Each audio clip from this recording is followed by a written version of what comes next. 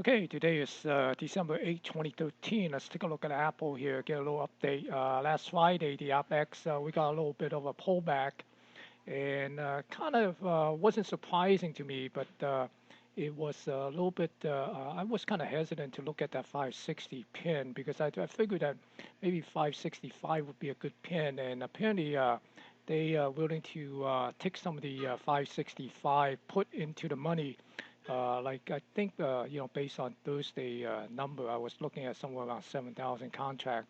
They're willing to pull those into in the money and take out the 10,000 or so contract off the 560 at the money. So you kind of see that Friday there's a lot of gamemanship on the pinning on Apple, and you can see that it pinned right at the 560 or 599.98. So you can see that don't give too much credence on the price action on Friday on Apple.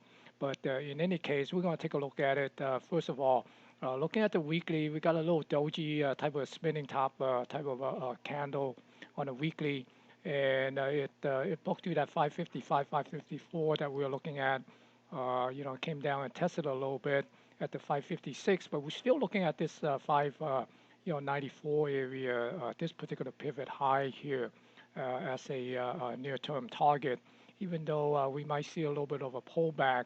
But if we take a look at the 60-minute intraday chart here, right now we put up a little bit of a let's see, put up a Fibonacci retracement here, and just to get some number. So even though if it come down to 551, which I doubt, basically filling up this gap here, and then get a little bounce off the 618.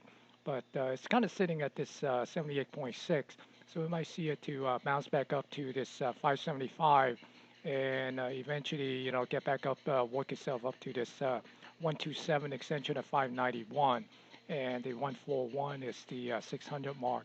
So we'll be keeping an eye on see what the price action here is. Would it come down and try to fill this gap, or is it gonna, find some support at this 560, 561 area and then push it back up?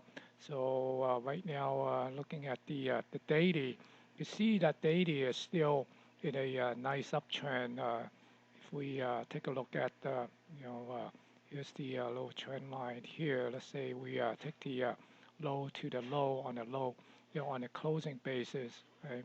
And basically we're still looking at this particular breakout here, 532, right? And we also saw that 539 here, right? So right now, even though that we got a little pullback, couple candle, we see that we could get a little bit of a consolidation here, and we put this Fibonacci retracement over here on a low closing basis. You can see that it tagged at 141 on the closing basis. We're basically seeing this thing might be working itself up to that 161, the 583, and that's for that particular swing. But we also, could look at this particular swing. Let's say, we have this little pullback here, and on a closing basis. So we could look at this. Then if it pull back to this 556 out of 78.6, or the 546, essentially, filling this particular gap here, this 546, 547, that would be at the 618. That would be really surprising to see Apple actually pull back that steep. Probably could see that maybe consolidating somewhere around this 556 for a little bit before it pushes back up to that 567.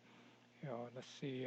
Well, actually, yeah. So if we do a high, the intraday level, you can see that it's already sitting at that 78.6. So we might get a little bounce here. Again, anything is possible, but right now we're still basically targeting that 594 as the pivot, because a lot of confluence is going there, and also the trend is still basically up. And even though, if we maybe do a little bit of a price channel here, let me get a pace on that, and you can see that if we do a little closing prices, so we could take this up, and you can see that it's coming up to this 591. So good luck on your trade for on Apple next week. I'll be probably doing another video on the market as itself, and maybe a couple other stock. Maybe look at some of these social media stocks. So